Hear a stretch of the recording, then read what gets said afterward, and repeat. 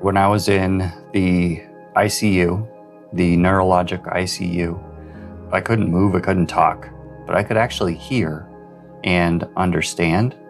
And there was one point when two doctors were talking to my wife at the foot of the bed. They didn't think I could hear or understand, but they were telling her, yes, he survived, but there's a high likelihood that he's going to remain in this vegetative state and be in a wheelchair, require a feeding tube.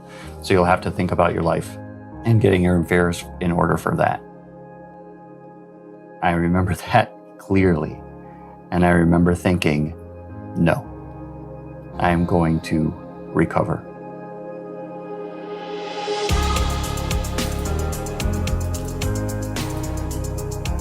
Over the past 5 episodes in Season 2, we've heard multiple stories on purpose.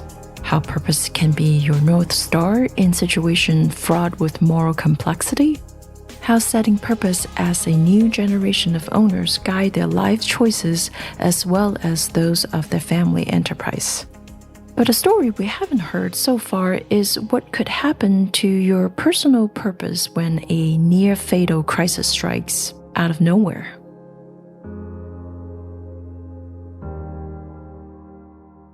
Hi, this is Esther Choi, the executive producer and your host of the John L. Ward Center for Family Enterprises' own podcast series, Family in Business, a podcast that features stories of leaders, their families, and the family enterprises they transformed.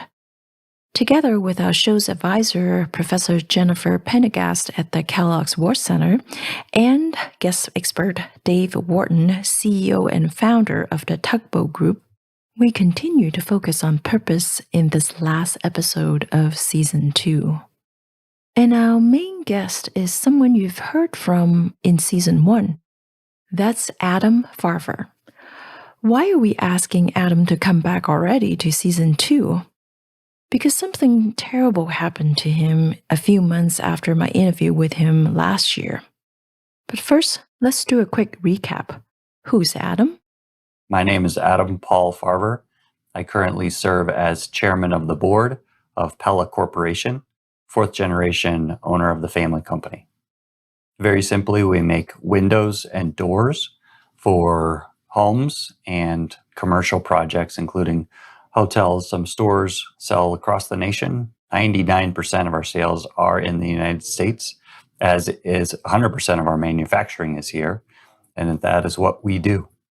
That's what Pella Corporation sells and what Adam's role is at Pella. But what does a chairman of the board actually do? In order to fully appreciate this story, it's important for us to level set and first gain an appreciation for the complexity of the work of a chairman.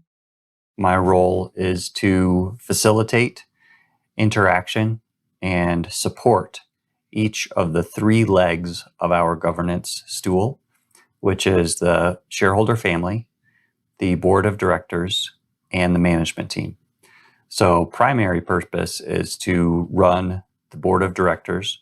We have a majority of independent directors. I interact with each of them, work with the management team to set the agenda and conduct our board meetings so that the board of directors is a highly beneficial strategic asset for the company. And then my role is also to interact with the shareholders to really be the key liaison between the shareholder family and the company. The board of directors serves as the representatives of the shareholders, so working to make sure the shareholders know that the board is serving well for that goal. And then to interact with the management team as well, in terms of the management team's interaction with the board of directors and the management team's interaction with the family, to keep the family updated on what's happening in the business. So spinning those 3 plates all the time, focusing on each one. And I've learned a lot over the last few years about the importance of keeping them separate, but keeping them completely plugged in, aligned, and engaged. So in a nutshell, that's what the chairman role is. I remember clearly interviewing Adam spring last year, 2020, and we had a lively and engaging conversation. Then, a few months later, through a mutual colleague, I heard Adam got into a big, life-threatening accident. What happened to him that landed him in neurologic intensive care unit? I was donating blood to the local children's hospital last summer. They were in dire need of donations because of the COVID. So I happily agreed, went, donated blood, done it a bunch of times before, but this time was unique because I passed out after the donation. Some nurses found me walking around, stumbling, were good enough to figure out there was something very wrong, figure out I just needed blood, and put me in an ambulance and took me to the hospital next door. Thankfully, the doctors very quickly identified that I had hit my head hard, and they rushed me into brain surgery because there was significant damage, and ended up on life support in a coma for 2 weeks because of how severe that head injury was. In the depths of my recovery, it was dark. It was the hardest thing I have ever gone through. And I had two significant fears in that lonely darkness. One was I was very scared I was going to be a burden on my family. I knew that they would support me, whatever happened, but the idea of being in a wheelchair, highly disabled, not able to function fully, was a deep fear that I had at the time. And the second one was that I would not be able to re-earn the privilege of serving as chairman. When I was in the ICU, the neurologic ICU, I couldn't move, I couldn't talk, but I could actually hear and understand. And there was one point when two doctors were talking to my wife at the foot of the bed. They didn't think I could hear or understand, but they were telling her, yes, he survived, but there's a high likelihood that he's going to remain in this vegetative state. And being in a wheelchair require a feeding tube, so you'll have to think about your life and getting your affairs in order for that. I remember that clearly. And I remember thinking, no, I am going to recover. One really interesting thing about the process of recovery was I had to go through a second brain surgery to actually reinsert the portion of my skull, which is about the size of a small dish plate. And that surgery was scary. Crises either pull people together or pull them apart, depending on what their relationship is. That's Professor Jennifer Pendergast, Executive Director of Kellogg's John L. Ward Center for Family Enterprises. I think fundamentally, if people have done the hard work to define their purpose and that they are united in a desire to achieve something bigger than themselves, that typically an event like that would pull them together rather than pull them apart. In the midst of Adam fighting for his life and recovery, how did it impact Pella, especially given his critical leadership role as the board chair? Has Pella done the hard work to define its purpose? Did Adam's injury pull people at Pella apart or pull them together? Here's Adam again. Fortunately for us, our purpose was defined at our company's founding by my great-grandfather. Our purpose is to create great jobs. That is why he founded the company. It wasn't because he wanted to make windows and doors. Actually, the company was founded on an invention, which is a roll screen, a screen that rolls up and down out of the way when you need it or don't need it. But what he realized was the small town in Iowa where our company is based, because what was happening in the Industrial Revolution, we were going to need a manufacturing company to create jobs. Otherwise, the town would decline. So that's why he started it.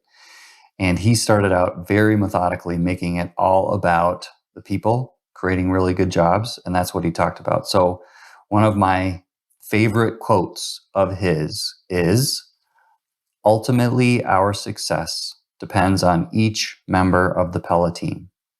A group of strong individuals treated with dignity and respect, who share the same vision, shall be a force nothing can deter. Wow, right? That encapsulates my new appreciation for the power of purpose.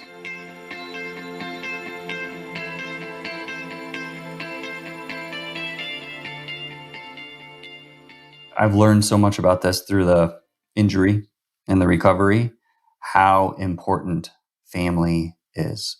And I actually extend family all the way to the company as well. Every team member of our company is effectively a member of our family. The tidal wave of support I received through the recovery. One, I received hundreds of cards from team members across the organization. So many that when I left the hospital, it was 2 big paper grocery bags full of cards, which were great. More importantly, I could feel the thoughts and prayers that were coming my way. I know it sounds crazy. I can't even really describe it, but in my heart and soul, I could feel people pulling for me.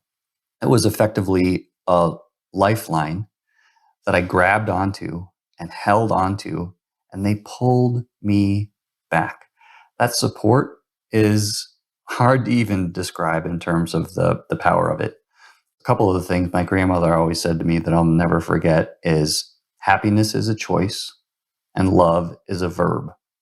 So that's what's really so important about family is that love is a verb. It's not a feeling, it is what you do. And the fact that families will organize, circle, and support the way they did for me demonstrates the incredible power of family, how important that is, and how it is a debt that I can never repay, but I'm going to try hard to. Happiness is a choice. Love is a verb. Love is not so much a feeling as it is what we choose to do for ourselves and for each other, and especially in times of crisis. It is because of Adam's choice and action that has helped him recover.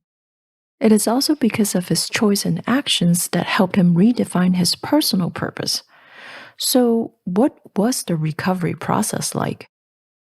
It was basically a Control-Alt-Delete in terms of my operating system, which was fascinating. Very fortunate to have recovered all the necessary faculties.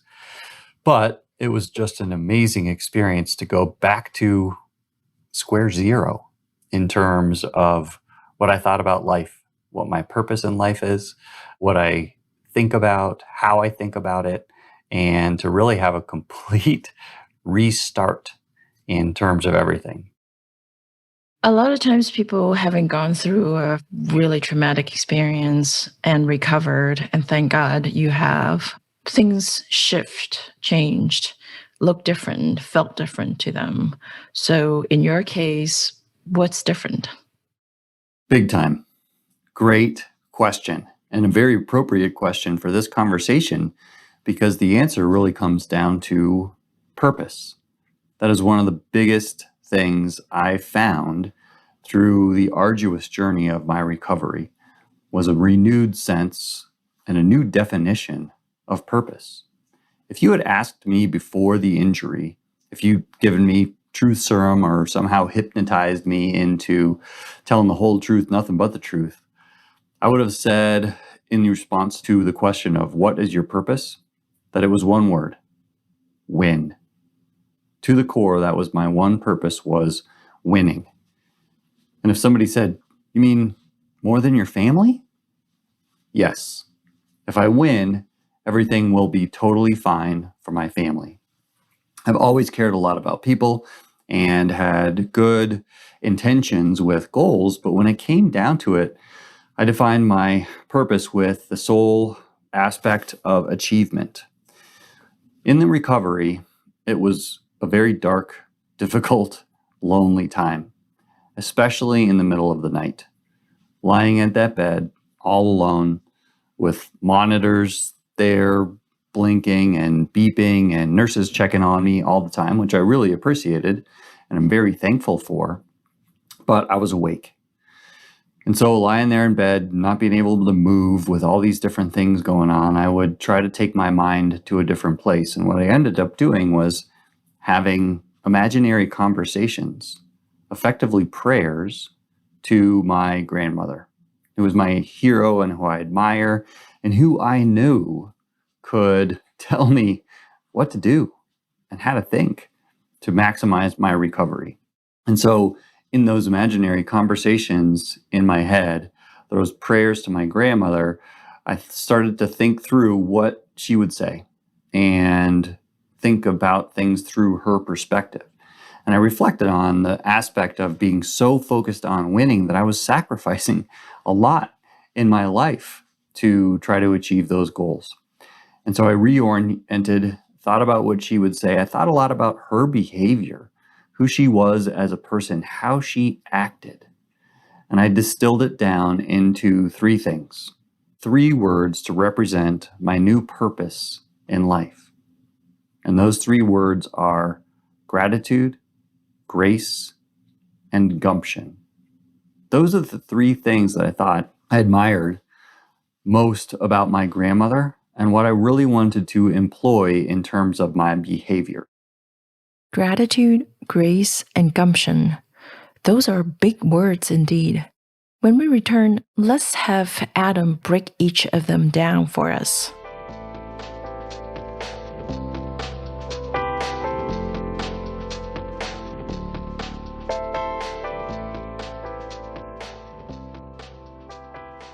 Welcome back. If you've been enjoying listening to all the stories you've heard from our podcast, Family in Business, then please consider rating us and writing a review on your preferred podcast listening platform. It really helps others find us. So back to Adam's story. What does gratitude, grace, and gumption mean to him? So gratitude. Before, I thought a lot about gratitude, but I never really appreciated the full meaning of the word in terms of its importance in my life and sense of purpose. So before in my life, there were all sorts of things that I felt like were kind of a drag, right? Like walking the dog every morning, for an example. And when I was in the hospital, lying in bed, I thought about how much I wanted to take my dog out for a walk again and appreciate everything, every season, every day of every season, right? The joy of feeling the snow crunch under your boots or the joy of this time of year. And so this morning on my walk with the dog, there was a full moon, and the moon over the mountains was just gorgeous. What about grace and gumption? Yeah, so grace is a hard one. So if you think about what the word really means, it is how you act and how you interact with people. And before, I would have some temper issues. When I was younger, I really did. But I would find myself getting upset and angry. And one of the things I thought about in recovery was what it means to be graceful is really thinking hard about your interaction with everyone all the time. And so I started in the hospital practicing it with every nurse, therapist, staff member of the hospital, my interactions with them, practicing grace in terms of making it about them, right? Thanking them for everything that they do and commenting, having interactions, and really focusing on being nice and interactive and an interesting person to talk to. And I've carried that forward in terms of all my interactions with everyone, even people with whom I disagree or I'm in a negotiation with. I go back to that aspect of grace in thinking about every interaction, every word that I say, every word that I write really matters, and taking ownership of every single one of those things is what it means to me to be graceful. My grandmother did it in an amazing way, just in terms of her presence, right? And so that's one thing I kind of associate with grace. Gumption's about deciding on goals and sticking with them. So it's sort of my iteration of what winning was before. From it being about the end result, it's about grit and determination. And I thought about the difference between the two words, grit and gumption. Those were kind of the two finalists for that last spot in the 3Gs. And I decided on gumption because it just feels more positive and all-encompassing than just grit, right? Grit is sort of your ability to be determined. Gumption is much more about, I think, to me, finding the needs, finding the problems to solve, and then setting the necessary goals to think about, find, help work with others to find solutions to things and getting them done. You don't wish something like that upon anyone. But what if someone were on a single-minded track? We're talking about focus and determination and dedication to your goals, and their underlying drive is winning. What would it take, not a major accident, for them to reevaluate their purpose? Sure. Great question. I thought a lot about that, and I'll start with self-reflection and self-actualization. In terms of being solely focused on winning, you don't have to have a brain injury to do the kind of hard reset. It is all about self-reflection and reading a lot of stuff and thinking about your life's purpose, what's most important to you, who are the people that you idealize or respect the most in terms of their accomplishments, more importantly, how it was accomplished. And if you go through that daily and really think about those things, even for like 3 minutes a day, it matters. One of the things I found in recovery, a gift that people gave me, were daily prayer books and a daily Stoic book with different reflections. And it's just like, seriously, 3 minutes a day that you can take to step back and think about some of these big issues with the advice given to them. Think about that throughout the day. And it's just like anything physically, health-wise. Mentally, that really starts to shape your thinking and can put you on a different direction that you're happier about. 3 minutes a day. That sounds doable. In fact, easy. But is it really? When people are driven to win and being very focused on achieving, it's like they're riding on a bullet train that's never fast enough. Often it can be unrealistic to ask them to pause, even for 3 minutes, to completely switch gear and to think about their life's purpose.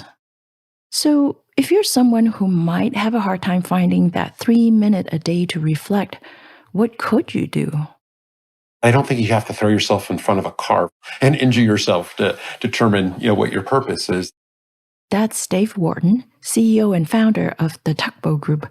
We've relied on many of his insights in previous episodes before. You have to leave room for reflection, whether you're 20 years old, 30 years old, 40 years old, 50, 60, 70, I don't care. It could be even in your 90s, perhaps you have an epiphany, right? And that would be wonderful too.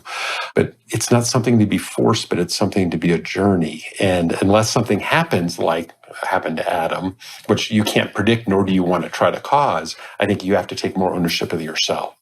In our society is everything's so cluttered and everything is so available. And, with the smartphones, your ability to be connected into all kinds of social media, to be checking news, to be checking email. I mean, you literally can make sure there's not a single moment in the day where you're not working, eating, communicating, or reviewing information. So where is that space to be reflective? The biggest mistake people make today is they don't treat vacations like vacations. They treat vacations as half work weeks.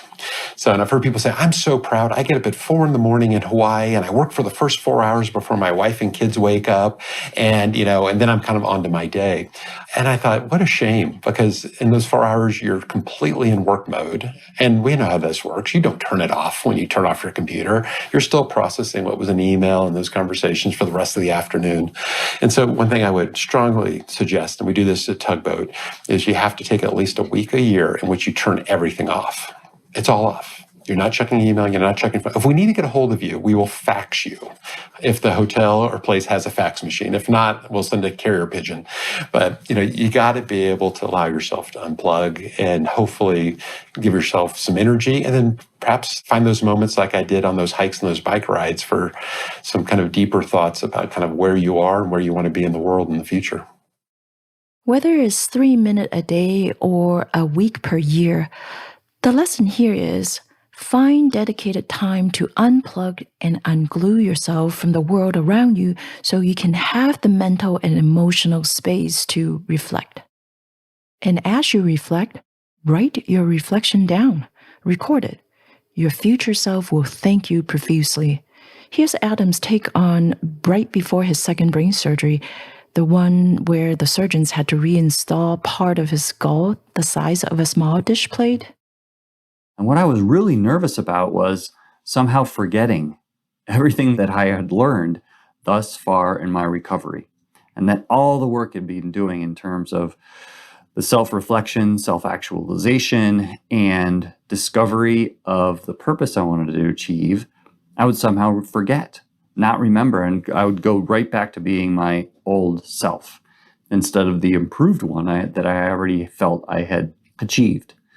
And so I wrote myself letters for after the operation, just in case I couldn't remember it. And that process of writing myself letters about everything I had learned was great. And I still have those, and I'm so thankful that I have that memento of the memories and the process that I went through to arrive at those 3 key things of gratitude, grace, and gumption.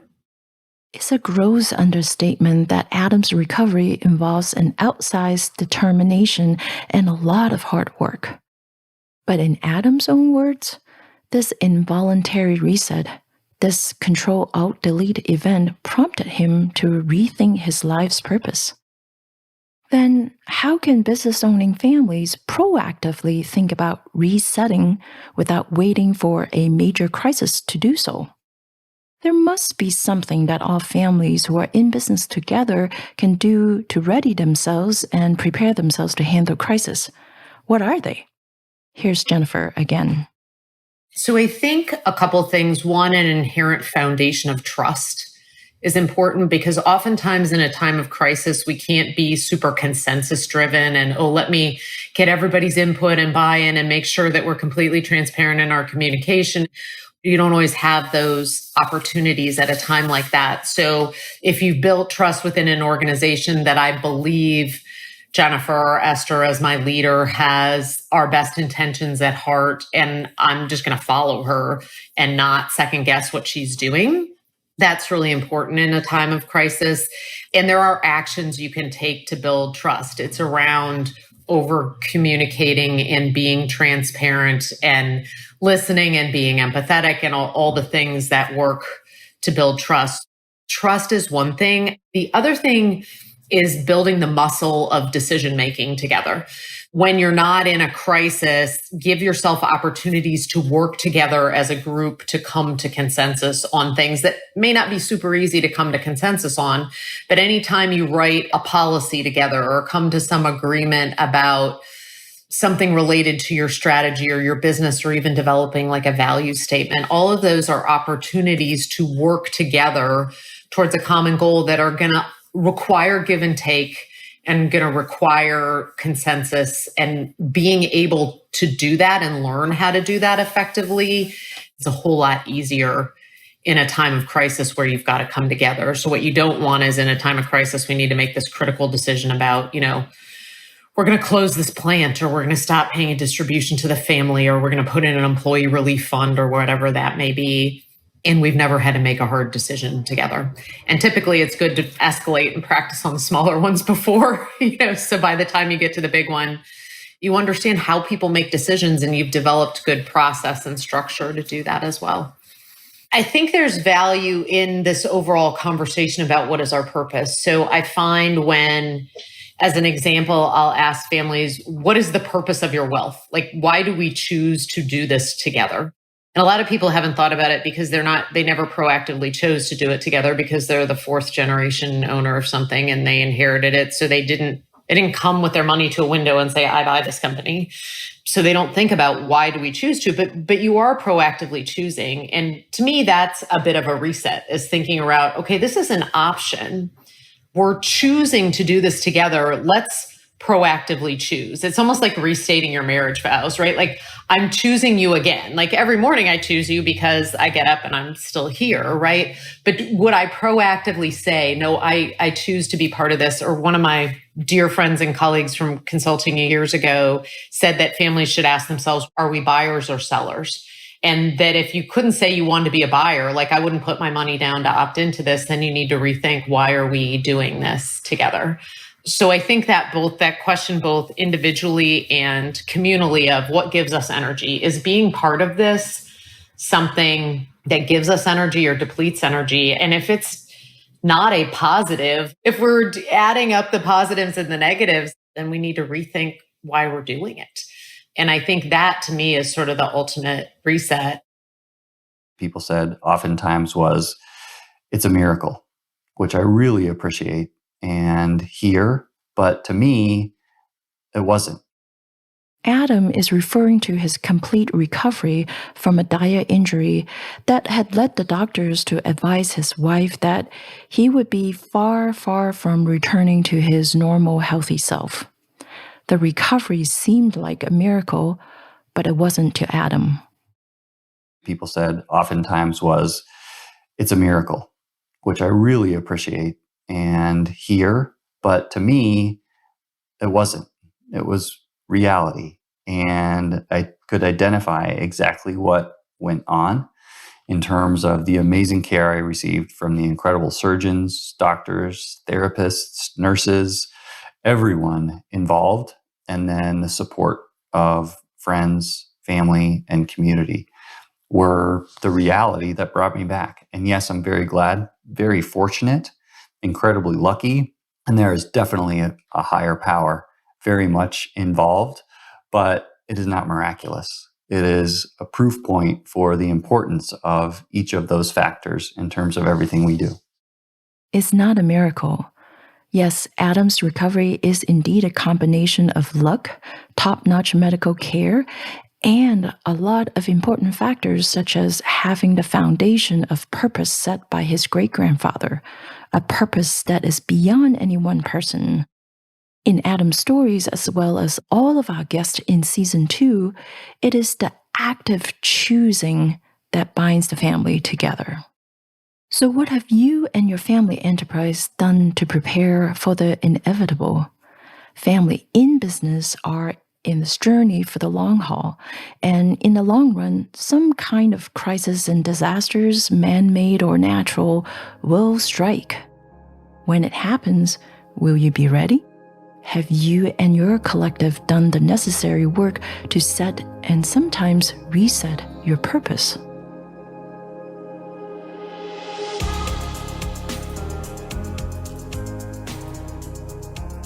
Well, we're coming to a close on Season 2 on purpose. Throughout the season, you've heard 6 stories, each with very particular angle on why purpose is important to family enterprises and to you, leaders and families who transform them. I hope you will soon begin the worthwhile and hard work of finding, defining, and pursuing your purpose. By the way, what do you think should be our focus for Season 3?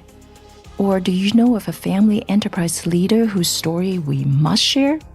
If so, reach out to us at familyenterprises@kellogg.northwestern.edu. And even if you don't have any ideas yet, check out our incredibly deep vault of resources in the forms of articles, research, videos, recorded conferences, and of course, podcast at wardcenter.net. Thank you for tuning in to Family in Business, a podcast sponsored by the John L. Ward Center for Family Enterprises. Thank you, Adam Farver, Chairman of the Board at Pella Corporation. We wish you nothing but robust health and happiness. And of course, we're so delighted to have heard from Dave Whorton, as well as all the other guest experts who have shared their insights for Season 2.